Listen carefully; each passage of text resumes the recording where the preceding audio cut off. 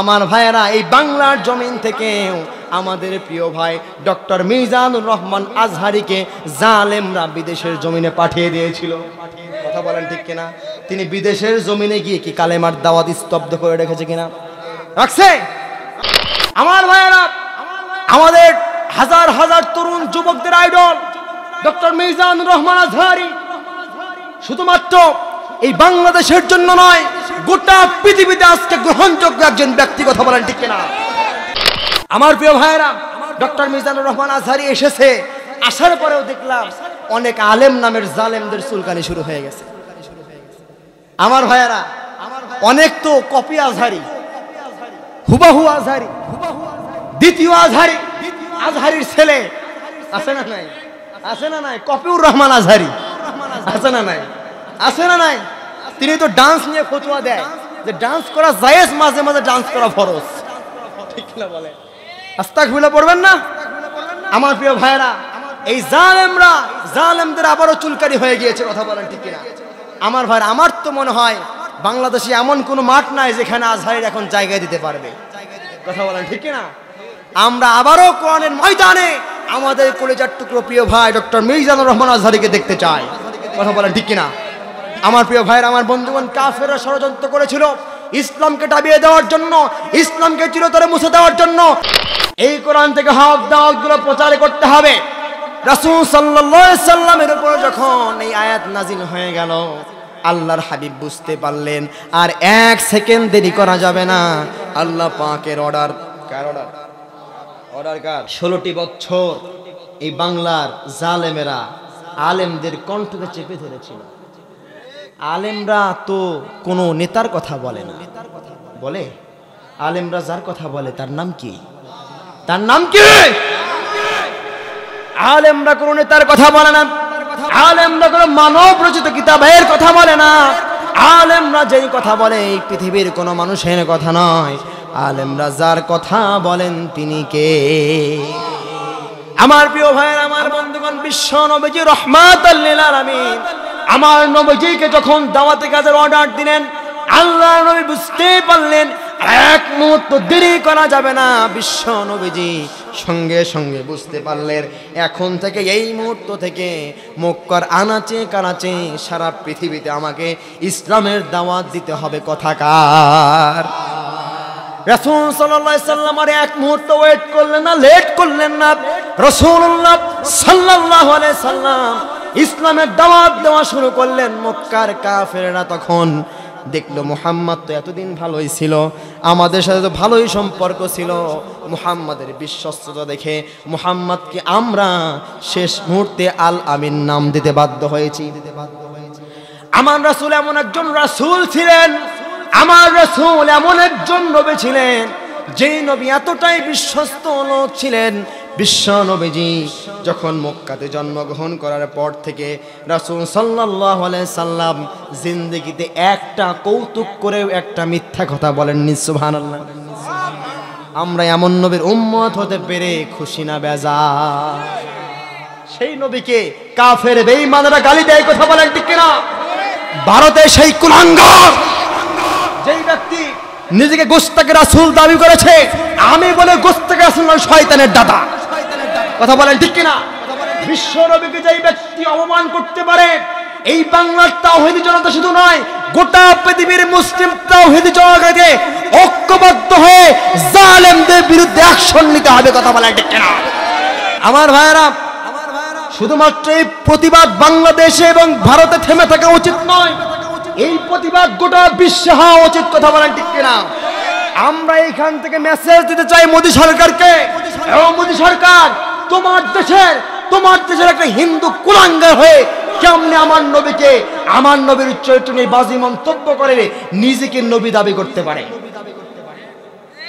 আমার ভাইয়েরা, আমরা বলতে চাই মোদী সরকারকে, তুমি যদি ডাইরেক্ট ইনডাইরেক্ট অ্যাকশন না নাও, এই বাংলার মুসলমান নয়, গোটা পৃথিবীর মুসলমান তোমার বিরুদ্ধে যুদ্ধ ঘোষণা করবে। আর কত জুলুম, আর কত জালেমের জুলুম সহ্য করব? মুসলমানরা জেগে ওঠো। মুসলমানরা যেখানেই রাসূলকে নিয়ে গালি দেবে, মুসলমান কঠোর প্রতিবাদ করবে। কথা বলেন ঠিক কিনা? রাসূলকে যদি কেউ গালি দেয় আমাদের কলিজায় লাগে, কোথায় লাগে? রাসূল আমাদের কি, জোরে বলেন কি? রাসূল আমাদের কলিজা, কলিজার টুকরা। এই কলিজাকে নিয়ে যদি কেউ গালি দেয় আমাদের কলিজার উপর ছিঁড়ে যায়, কথা বলেন ঠিক না? যেই নবী যেই দিন হাসর কায়েম হয়ে যায়, বিচার ফয়সালা যেদিন শুরু হয়ে যাবে, সেই নবীর সুপারিশ ছাড়া কোনো মুসলমান জান্নাতে যেতে পারবে না। বিশ্ব নবীজি নিজের চিন্তা না করে রাসূল সাল্লাল্লাহু আলাইহি ওয়াসাল্লাম সিজদায় পড়ে থাকবে। আমার রাসূলকে আল্লাহ পাক বলবেন, ইয়া রাসূলুল্লাহ আপনি উঠুন, আপনি কেন সিজদায় পড়ে আছেন? আপনার তো জীবনে গুনাহ নাই রাসূল, আপনি কেন সিজদায় পড়ে আছেন? আপনার তো গুনাহ নাই, আপনার তো সামনে পিছনে কোনো গুনাহ নাই, আপনি কেন সিজদায় পড়ে আছেন গো রাসূল? আল্লাহ রাসূল বলবেন সেই দিন, ইয়া উম্মতি ইয়া উম্মতি ইয়া উম্মতি, আমার জন্য টেনশন করছি না, আমার উম্মতদের জন্য টেনশন করছে। আল্লাহ আমার উম্মতদেরকে আপনি মাফ করে দেন, আমার উম্মতদেরকে আপনি মাফ করে দেন। বিশ্বনবীর সুপারিশ ছাড়া জান্নাতে যাওয়া যাবে? আমার ভাইয়ের, আমার বন্ধুগণ, সেই নবীজি যখন দাওয়াতি কাজ শুরু করলেন, কাফের বেঈমানরা বুঝতে পারল চেয়ার থাকবে না, চেয়ার চলে যাবে। আবু জাহেল, উতবা, সাইবা সকলেই রাসূলের ভালো চরিত্রের প্রশংসা করত, অথচ রাসূলের উপর কোরআন নাজিল হলো, ওই সময় আবার রাসূলের বিরুদ্ধে অ্যাকশন নিল। আমার ভাইয়েরা, আমার বন্ধুগণ, শুধুমাত্র কি রাসূল নির্যাতিত হয়েছিলেন? শুধুমাত্র রাসূল নির্যাতিত হয় নাই, এই পৃথিবীতে যতগুলো নবী এসেছিল প্রত্যেকটি নবী নির্যাতিত হয়েছিল, শুধুমাত্র দুইজন নবী ছাড়া। কয়জন? শুধুমাত্র দুইজন নবী ছাড়া। একজন হচ্ছে আমাদের আদি পিতা, নাম কি? সাইয়েদনা আদম নবী। দুই নাম্বার সুলাইমান নবী। এই দুইজন ছাড়া এই পৃথিবীতে যত মানুষ এসেছিল, সমস্ত মানুষ, সমস্ত নবী রাসূল, সমস্ত আলেমেরা, হক আলেমেরা যারা হক প্রচার করেছে, তারাই জালেমদের জুলুমের শিকার হয়েছে। আমার ভাইয়ের, আমার বন্ধুগণ, সাইয়েদনা ইব্রাহিম নবী আল্লাহর একজন নবী। সাইয়েদনা ইব্রাহিম খলিলুল্লাহ, আল্লাহ পাক তাকে সালাম দিয়েছেন, যেন তেন নবী ছিলেন না। যেই নবীর উপরে আল্লাহ রব্বুল আলামিন স্বয়ং সালাম দিয়েছেন, বলছেন সালামুন আলা ইব্রাহিম। আল্লাহ নিজে সালাম দিলেন। কেন সালাম দিলেন? হাবিবুল্লাহ এবং খলিলুল্লাহ, এই দুইটা শব্দের অর্থ বন্ধু। কি বন্ধু? হাবিবুল্লাহর অর্থ হচ্ছে এমন বন্ধু যেই বন্ধুর মনকে খুশি রাখার জন্য আল্লাহ রব্বুল আলামিন সব রকমের চেষ্টা চালিয়ে যান। সুবহানাল্লাহ। আর খলিলুল্লাহ মানে এমন বন্ধু যেই বন্ধু আল্লাহকে খুশি করার জন্য সব কিছু করতে পারে। সুবহানাল্লাহ। ইব্রাহিম ও খলিলুল্লাহ কম কষ্টে, কম পরীক্ষা দিয়ে ইব্রাহিম খলিলুল্লাহ হতে পারে নাই। আমার ভাইয়েরা, আমার বন্ধুগণ, সাইয়েদনা ইব্রাহিম নবী যখন জন্মগ্রহণ করেন, ওই পৃথিবীতে ইসলাম ধর্মের কোনো লোক ছিল না, ইসলাম তারা বুঝতো না, আল্লাহকে তারা মানতো না। আল্লাহ নাম একটা শব্দ, আল্লাহ নামে একটা রব আছে, এইটা ওই সময়ের মানুষগুলো জানতো না। আমার ভাইয়েরা, আমার বন্ধুগণ, এই সময়ে সাইয়েদনা ইব্রাহিম নবী জন্মগ্রহণ করেছিলেন। ইব্রাহিম নবী তার রবকে তালাশ করে খুঁজে নিয়েছে। কথা বলেন ঠিক না? ইব্রাহিম নবী কেমন ভাবে তালাশ করে খুঁজে নিল?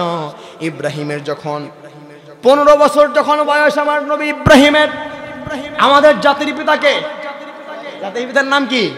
আজকে তো বর্তমান অনেক জাতির পিতার নাম দেওয়া হয়েছিল। কথা বলেন ঠিক না? আরে মিয়া, জাতির পিতা এমনি হওয়া যায় না। ইব্রাহিমের মতো কষ্ট করে জাতির পিতা হয়েছে, তার একটা গুণ তোমার মধ্যে নাই, তুমি কেমনে জাতির পিতা হও? জাতির পিতা করলে সেই মুসলমান শিরিক করলো। কথা বলেন ঠিক কিনা? আমার ভাইয়েরা, আমার বন্ধুগণ, ইব্রাহিম ও খলিলুল্লাহ, এই আল্লাহর নবী ইব্রাহিম, সাইয়েদনা ইব্রাহিম নবী যখন তার 15-16 বছর বয়স, আল্লাহর এই নবী ইব্রাহিম নবী তখন তিনি চিন্তা করলেন, আমার বাবা মূর্তি বানাই। ইব্রাহিমের বাবা কি ছিলেন? মূর্তি বানাতো, হিন্দু ছিলেন, কাফের ছিলেন, মূর্তি বানাতো, মূর্তি বানিয়ে বাজারে বিক্রি করতো। কথা বলেন ঠিক কিনা? বাজারে যখন বিক্রি করতো, আমার ভাইয়েরা, ইব্রাহিম নবীকে মূর্তি বেচার জন্য ইব্রাহিমকে সাথে করে নিয়ে গিয়েছে তার বাবা।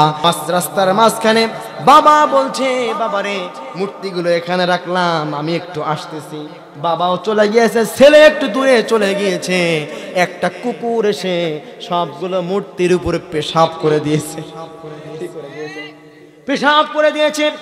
ইব্রাহিম তখন বুঝতে পারলেন যে মূর্তি নিজেকে বাঁচাইতে পারে না, নিজেকে সেভ করতে পারে না, সে আমাকে কেমনে সেভ করবে? অতএব আমি এই মূর্তির ইবাদত করতে পারি। আল্লাহ পাক মানুষদের মাথার ভিতরে যেটা দিয়েছে তার নাম কি? বিবেক। এই বিবেক আল্লাহ রব্বুল আলামিন কোন পশুকে দেয়? আল্লাহ পাক মানুষকে বিবেক দিয়েছে, আল্লাহ পাক মানুষকে ব্রেন দিয়েছেন, বুদ্ধি দিয়েছে। রব্বুল আলামিন যে ব্রেন দিয়েছেন, বুদ্ধি দিয়েছেন, এইটা দ্বারা হিন্দু হলেও কেন, কাফের হলে, খ্রিস্টান হলেও আমার রবকে তাকে খুঁজে নিতে হবে। তুমি সারা জীবন বাপ্ত ধর্ম পালন করবে আর বলবা তোমাদের দুনিয়াও শেষ, আখিরাতও। কিয়ামতে সবার বিচার হবে, কোনো হিন্দু কোনো বিধর্মীদের বিচার হবে না, শুধুমাত্র মুসলমানদের বিচার হবে। তাই আমরা কয়জন মুসলমান জান্নাতে যাব এটাও বলতে পারবো না।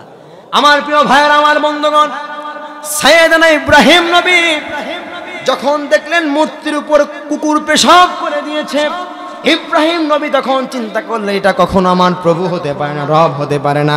কিছুক্ষণ পরে আমার ভাইয়েরা বাজার থেকে আসার পরে ইব্রাহিম নবী দেখতে পেলেন সন্ধ্যা যখন হয়ে যায়, মাগরিবের সালাতের ঠিক আগ মুহূর্তে সন্ধ্যা তারা ওঠে না, নাই ওঠে কিনা?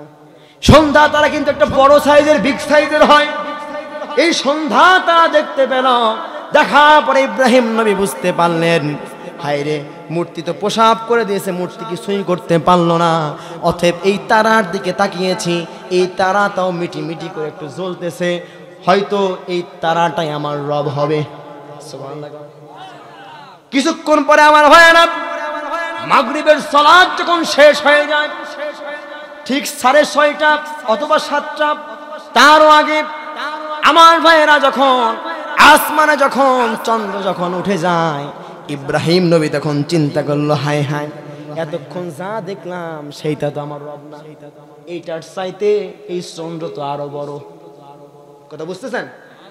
বুঝতেছেন আপনারা? আলোচনা খারাপ লাগে? আমার ভাইয়েরা, আমার বন্ধুগণ, যখন চাঁদ দেখতে পেল, ইব্রাহিম তখন বলল, এই তারকাটা আমার রব হতে পারে না, রব যদি হয় এইটাই বড়, এইটা আমার রব হবে। রাতে যখন ঘুমিয়ে পড়ল, চিন্তা করতে করতে যখন ঘুমিয়ে পড়ল, সুবে সাদিক যখন হয়ে গেল, সূর্য যখন উঠল, ওঠার পরে দেখলেন রাতে যে চাঁদ দেখেছি, এই চাঁদের চাইতে সূর্য তো আরো একটু বড়। ইব্রাহিম চিন্তা করলেন, হায় হায়, ওই সূর্য তো আমার রব না, আমার খোদা হয়তো বা এই চন্দ্র হবে। এইভাবে আস্তে আস্তে ইব্রাহিম নবী আল্লাহকে পেয়ে গিয়েছে। তোমরা কেমন মানুষ, তোমরা আল্লাহকে খুঁজে তালাশ করতে পারো না? কথা বলেন ঠিক কিনা? আমার ভাইয়ের, আমার বন্ধুগণ, ইব্রাহিমের যখন বয়স হয়ে গেল, ইব্রাহিম যখন বুঝতে পারলেন, তখন ইব্রাহিম একদিন রাতে সাইয়েদনা ইব্রাহিম নবী কি করলেন, ওই মূর্তির ঘরে গেলেন, গিয়ে দেখলেন অনেকগুলো মূর্তি আছে। ইব্রাহিম নবী কি করলেন, এই মূর্তিগুলো রাত্রিতে গিয়ে, গভীর রাতে গিয়ে সবগুলো মূর্তি ভাঙলেন। যেই অস্ত্রটা দিয়ে মূর্তি ভেঙেছেন, এই অস্ত্রটা শেষ মুহূর্তে বড় একটা মূর্তি ছিল, এই মূর্তির হাতে রেখে আসলো।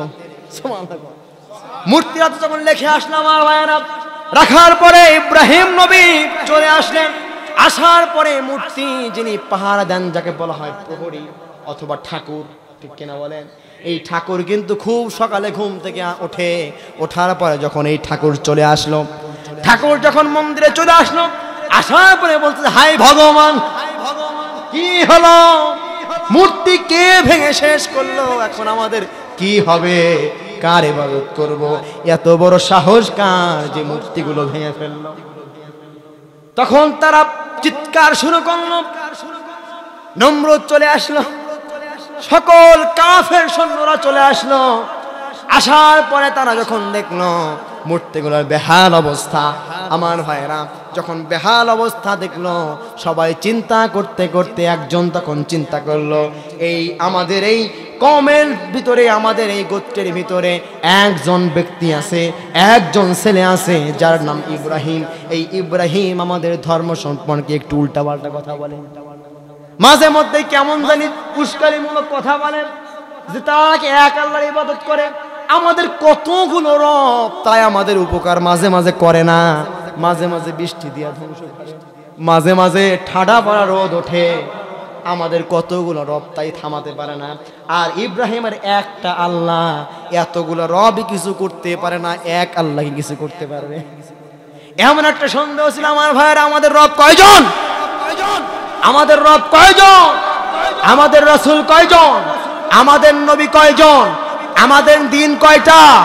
আমাদের ধর্মের নাম কি?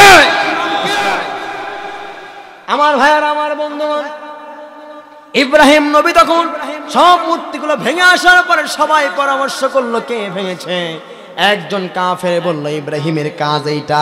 ইব্রাহিমকে ডাকা হলো, ডাকার পরে আমার ভাইয়েরা ইব্রাহিম নবীকে বলা হলো, ও ইব্রাহিম, তুমি কি এই মূর্তিগুলো ভেঙে ফেলেছো নাকি? ইব্রাহিম বলেছে, আমি কেন ভাঙবো? তোমাদের কি চোখ নাই? আল্লাহ কি তোমাদের দুইটা চোখ দেয় নাই? তোমরা কি দেখতে পাও না? ওই যে বড় মূর্তি দেখা যায়, মূর্তি এখনো সুস্থ অবস্থায় আছে, এখনো কিছু হয়নি। আর মূর্তির গায়ে, মূর্তির শরীরের সাথে মূর্তির হাতে একটা কুড়াল দেখা যায়। তোমরা কি বুঝতে পারো না? এই মূর্তি সবগুলো মূর্তিকে রাগের মাথায় ভেঙে ফেলেছে। আমার ভাইয়ের, আমার বন্ধুগণ, এরপরে সবাই বলল, আমরা কি পাগল হয়েছি নাকি? আমাদের কি ভুলভাল বুঝাচ্ছ তুমি? মূর্তি কি কখনো কখনো অন্য মূর্তিকে ভাঙতে পারবে? মূর্তি কখনোই কাজ করতে পারবে না। তখন ইব্রাহিম নবী বললেন, যেই মূর্তি নিজেকে সেভ করতে পারে না, সেই মূর্তির ইবাদত তোমরা কেন করো? আমার ভাইয়ের, আমার বন্ধুগণ, তারা চিন্তা করলো ইব্রাহিমকে আর বাঁচিয়ে রাখা যাবে না, ইব্রাহিমকে শেষ করে দিতে হবে, মেরে ফেলতে হবে, না হলে আমাদের ধর্ম ঠিক থাকবে না। ধর্মের স্বার্থে, তাদের নিজের সিংহাসনের স্বার্থে ইব্রাহিম নবীর উপরে নির্যাতন আর জুলুম চাপিয়ে দিল। কথা বলেন ঠিক কিনা? আমার প্রিয় ভাইয়ের, আমার বন্ধুগণ, সকলে মিলে পরামর্শ করলো এমন পরামর্শ, ইব্রাহিম নবীকে তারা ধ্বংস করে দিবে। ইব্রাহিম নবীকে পৃথিবী থেকে বিদায় করে দেওয়ার জন্য সব কাফেরদেরকে বললেন, অগ্নিকুণ্ডের তোমরা ব্যবস্থা করো, অগ্নিকুণ্ড ঘটাতে হবে। ইব্রাহিম নবীর জন্য যত রকমের জ্বালানি যা কিছু ছিল, সমস্ত জ্বালানি, কাঠ এবং জ্বালানির যা কিছু ছিল, সমস্ত জ্বালানিগুলোকে একত্রিত করে বিশাল বড় একটা অগ্নিকুণ্ডের ব্যবস্থা করলো। আমার ভাইরা তারপরে 40 দিন আগুন দিয়ে জ্বালিয়ে রাখলো। রাখার পরে যখন উত্তাপ, যখন আগুনের অবস্থা খুব গরম, সব জায়গাতে কঠিন তাপ যখন হয়ে গেল, এমন অবস্থা হয়ে গেল আমার ভাইয়েরা, আসমানের উপর দিয়ে, ওই অগ্নিকাণ্ডের উপর দিয়ে কোনো পাখি পর্যন্ত উঠতো না। এমন একটা অগ্নিকাণ্ড ছিল তারা বানালো। কাফেররা অগ্নিকাণ্ড বানানোর পরে আমার ভাইয়েরা ইব্রাহিম নবীকে কেমনে দিবে? অত দূরে অগ্নিকুণ্ড করেছে, এত দূর থেকেও তো তাপ লাগে কিনা? ইট ভাটায় গিয়েছেন আপনার, ইট ভাটা কিন্তু 3-4 হাত মানে আগে থেকেই কিন্তু তাপ শুরু হয়। ওটা ইট ভাটার মতো না, বিশাল বড় অগ্নিকাণ্ড। অগ্নিকাণ্ডের ভিতরে ফেলবে কেমনে? ফেলবে একটা চরক বানিয়েছে, এই চরকে করে ইব্রাহিমকে হাতে পায়ে সেকুল বেরি লাগিয়ে ইব্রাহিমকে তারা অগ্নিকাণ্ডে ফেললো। নাউজুবিল্লাহ বলেন। আমার ভাইয়ার, আমার বন্ধুগণ, তারপরে কি করলো? ইব্রাহিম নবীকে যখন ফেললেন, শয়তান তখন ইব্রাহিমকে ধোঁকা দিয়েছিল। শয়তান বলছে, যে আল্লাহ তোমাকে বিপদে ফেললো, মুসিবতে ফেললো, অগ্নিকাণ্ডে ফেললো, এই আল্লাহ তো তোমার ভালো চায় না। সেই আল্লাহর ইবাদত ইব্রাহিম তুমি কেন করো? ইব্রাহিম তখন একটি কথা বলেছিলেন, যে আল্লাহর জন্য, যেই কোরআনের জন্য, যে ইসলামের জন্য, যে আল্লাহর জন্য আজকে আমি অগ্নিকাণ্ডে নিক্ষেপ হতে চলেছি, সেই আল্লাহ আছে, সেই আল্লাহ আমাকে হেফাজত করবে। আমার ভাইয়ের, আমার বন্ধুগণ, শুধুমাত্র ইব্রাহিম নবী না, যুগে যুগে যতগুলো নবী এসেছে, যতগুলো তাবেঈ এসেছে, যতগুলো আল্লাহর ওলিরা এসেছে, যারা ইসলামের হক দাওয়াত প্রচার করেছে, তারা জীবন দিয়েছে, বাতিল শক্তির কাছে মাথা নত করে নাই। আমার ভাইয়েরা, আমার বন্ধুগণ, ইব্রাহিম নবীকে অগ্নিকাণ্ডে নিক্ষেপ করা হলো। ইব্রাহিম নবী, আল্লাহ রাব্বুল আলামিনের কাছ থেকে অর্ডার চলে আসলো, জিব্রাইলকে পাঠিয়ে দিলেন, ও জিব্রাইল চলে যাও। যে ইব্রাহিম অগ্নিকাণ্ডে চলে গিয়েছে, ইব্রাহিম বাতিলের সামনে মাথা নত করে নাই, বাতিলকে ভয় পায়নি, বাতিলের রক্তচক্ষুকে ভয় পায়নি। ইব্রাহিম যে আমার জন্য ইব্রাহিম অগ্নিকাণ্ডে গেল, সেই ইব্রাহিমের জন্য কোনো মানুষের প্রয়োজন নাই, ইব্রাহিমের জন্য আমি আল্লাহই যথেষ্ট। আমাদের জন্য কে যথেষ্ট? কথা বলেন ঠিক কিনা?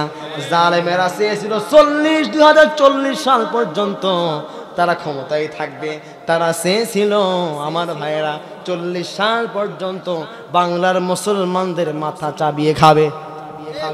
আমার ভাইয়েরা, সাইদি সাহেব বলেছিলেন, তোমরা যে জুলুম শুরু করেছো, তোমরা যে জুলুম শুরু করেছো, আলেমদেরকে তোমরা মৌলবাদ হিসেবে তোমরা গালি দিয়েছো, মনে হলো কোরআন, মনে হলো হাদিস, মনে হলো আল্লাহ, মনে হলো রাসূল, সেই আল্লাহ রাসূলের অনুগত করে আলেমরা তোমরা আমাদেরকে মৌলবাদী থাকো, মূলে আসি আমরা, তোমরা আগাই থাকো। কথা বলেন ঠিক কিনা? আমাদেরকে যারা মৌলবাদী বলে তারা হচ্ছে আগাবাদী। কথা বলেন ঠিক কিনা? আমরা মূলে আছি, মূলে এই 16 কোটি মানুষ যখন গাছের নিচে থেকে ঝাঁকি দেবে, তোমরা মামুবাড়ি দিল্লি গিয়ে পড়বা। পড়েছে কিনা? কোথায় পড়েছে? শুধুমাত্র তাই বলেনি, বলেছে সময় একদিন আসবে ইঁদুরের গর্ত পাবে না পালানোর জন্য। কথা বলেন ঠিক কিনা? আজকে জালেমেরা ইঁদুরের গর্ত পায়নি পালানোর জন্য। কথা বলেন ঠিক কিনা? আমার ভাইয়েরা, আমার বন্ধুগণ, ইব্রাহিম নবীর উপরে আল্লাহ রাব্বুল আলামিন জিব্রাইলের মাধ্যমে দোয়া শিখিয়ে দিলেন। জিব্রাইল বললেন, হে আল্লাহর নবী, আপনি পড়ুন, কুল ইয়া নারু কুনি বারদাও ওয়া সালামান আলা ইব্রাহিম। আল্লাহর খলিলকে বললেন, ও ইব্রাহিম, এই দোয়া পড়ো। আল্লাহ রাব্বুল আলামিন সেদিন বললেন, কুল, হে আল্লাহর খলিল, আপনি পড়ুন, ইয়া নারু কুনি বারদাও ওয়া সালামান আলা ইব্রাহিম। আল্লাহ পাক যদি এই জায়গায় ইব্রাহিমের নাম যদি স্পষ্ট করে উচ্চারণ না করতেন, আল্লাহ পাক যদি না বলতেন, তাহলে আজকে আপনারা আমরা রান্না করার জন্য আগুন পাইতাম না। কথা বলেন ঠিক কিনা? আল্লাহ পাক বলেন, ইয়া নারু কুনি বারদাও ওয়া সালামান আলা ইব্রাহিম, ও আগুন তুমি শুধুমাত্র ইব্রাহিমের জন্য ঠান্ডা হয়ে যাও। আগুন ইব্রাহিমের জন্য ঠান্ডা হয়ে গিয়েছিল। আল্লাহর হাবিবকে বললেন, এমন ঠান্ডা হয়ে যাও। আল্লাহর খলিলকে বললেন যে আগুন এমন ঠান্ডা হয়ে যাও যেন জান্নাতি একটা হাওয়ার মতো হয়ে যাও। সুবহানাল্লাহ। আমার ভাইরা, 40 দিন পরে জালেমেরা আসলো, কাফের নেতারা আসলো। আসার পরে তারা চিন্তা করতেছে, চলো তোমরা সবাই চলো। দলে দলে তারা চলে গেল, অগ্নিকাণ্ডের দিকে যাচ্ছে আর বলছে, হায় হায়, এই অগ্নিকাণ্ডের দিকে আমরা যাচ্ছি, ইব্রাহিমের হাড় গোড় কি পুড়েই গেল নাকি এখনো আছে সেটা আমরা দেখতে চাই। আমার ভাইরা, জালেমরা গিয়ে যায় দেখলো, দেখার যা দেখলো আমার ভাইরা, জালেমরা গিয়ে দেখলো ইব্রাহিমের হাড্ডি মাংস কোথায় পড়ে যাবে। ইব্রাহিমের হাতের পায়ের শেকলগুলো খুলে গেছে। ওই অগ্নিকুণ্ড ইব্রাহিমের একটা পশম পর্যন্ত পোড়াতে পারে নাই। কাফেররা ভয় পেয়ে গেল, অনেক কাফের পালিয়ে গেল। এবং আমার ভাইয়েরা, মুহূর্তের মধ্যে হাজার হাজার কাফের নেতারা, হাজার হাজার কাফের নেতার সৈন্যরা সকলেই ইব্রাহিমের কাছে সারেন্ডার হয়ে গেল, হয়ে বলছে, ও ইব্রাহিম, এক মুহূর্ত দেরি করতে চাই না, এখন ইসলামের মালা পরিয়ে দাও। কালেমার মালা পরে তারা ইসলাম ধর্ম গ্রহণ করলেন। সকলেই বললেন, আশহাদু আল্লা ইলাহা ইল্লাল্লাহু ইব্রাহিমু খলিলুল্লাহ। আল্লাহু আকবার। আমার ভাইয়েরা, আমার বন্ধুগণ, ইব্রাহিম নবী নির্যাতিত হয়েছিল, আমার রাসূল নির্যাতিত হয়েছিল, বিশ্ব নবীজি নির্যাতিত হলো কখন? আমার রাসূল যখন ইসলামের হক দাওয়াত যখন দেওয়া শুরু করলেন, আমার রাসূল যখন ইসলাম প্রচার করা শুরু করলেন, আমার ভাইয়েরা, আমার রাসূলের উপরে তো সেই রকম ষড়যন্ত্র করা হয়েছে, কথা বলেন ঠিক কিনা? আমার রাসূলের উপরে কেমন ষড়যন্ত্র করা হলো আমার ভাইয়েরা? বিশ্ব নবী যখন কোরআনের হক দাওয়াত দিলেন, ইসলামের হক দাওয়াত যখন দেওয়া শুরু করলেন, আমার ভাইয়েরা, কাফের ব্যক্তিরা সকলেই ষড়যন্ত্র শুরু করলো এবং বিশ্ব নবীর চাচা আবু তালেবকে বললেন, ও আবু তালেব রে, তোমার ভাতিজাকে গিয়ে বলো, তোমার ভাতিজার জন্য একটু অফার রয়েছে, তোমার ভাতিজাকে গিয়ে বলো, ও মুহাম্মদ, তোমাকে আমরা সবাই কলেজা দিয়ে ভালোবাসি মুহাম্মদ, তুমি এখনো সময় আছে, ইসলামের দাওয়াত বন্ধ করে দাও, কালেমার হক দাওয়াত তুমি বন্ধ করে দাও। তুমি যদি ইসলামের দাওয়াত এখন বন্ধ করে দাও, তুমি নাই চাও, গাড়ি চাও, বাড়ি চাও, তুমি যা চাও, তুমি যদি ক্ষমতার সিংহাসনও যদি তুমি চাও, তোমাকে সেটাও দেওয়া হবে, তুমি ইসলামের দাওয়াত বন্ধ করে দাও। বলেছিল কিনা? আবু জাহেল অফার দিয়েছিল। চাচার মুখের কথা শুনে আল্লাহর নবী, বিশ্ব নবী সঙ্গে সঙ্গে বললেন, ও আমার চাচা, আপনি আমাকে অনেক ভালোবাসেন, আমি জানি আপনি আমার বাবা মা আমার দাদা সকলেই পৃথিবী থেকে চলে যাওয়ার পরে আপনি আমাকে আপনার ছেলের চাইতে আমাকে বেশি ভালোবেসেছেন। ও আমার চাচা, শুধুমাত্র আবু জাহেল আমার বাড়ি দিক আর গাড়ি দিক, টাকা পয়সা এমনকি ক্ষমতার চেয়ার দিক না কেন, সে যদি তার পক্ষে যেটা সম্ভব সেটাও যদি দেয়, যেটা সম্ভব না সেটাও যদি আমাকে দেয়, এমনকি আমাকে যদি ডান হাতে যদি আসমান থেকে সূর্যটা খুলে এনে যদি আমার ডান হাতে দেয়, বাম হাতে যদি চন্দ্রটা খুলে নিয়ে এসে যদি আমার হাতে দেওয়া হয়, ও চাচা, এমনকি ইসলামের জন্য আমি জীবন দিতে পারি, এক মুহূর্ত কালেমার দাওয়াত, ইসলামের দাওয়াত দেওয়া বন্ধ করতে পারবো না। আমার ভাইয়ের, আমার বন্ধুগণ, বিশ্ব নবীজিকে যখন অফার দিল, বিশ্ব নবীজি মানলেন না তার অফার, বিশ্ব নবীজি অফারটা অ্যাকসেপ্ট করলেন না। তারপরে আমার ভাইয়েরা, কাফের বেঈমানেরা বিশ্ব নবীজির উপর নির্যাতন চালিয়ে দিল, কথা বলেন ঠিক কিনা? আমাদের বাংলাদেশে একটা পরামর্শ কেন্দ্র আছে, এই পরামর্শ কেন্দ্রের নাম কি? সংসদ ভবন। এই দেশটা কিভাবে চালাবে, এই দেশটা কিভাবে পরিচালিত করবে, এই দেশের কোনো পরামর্শ প্রয়োজন হলে এই সংসদ ভবনে পরামর্শ হতো, কথা বলেন ঠিক কিনা?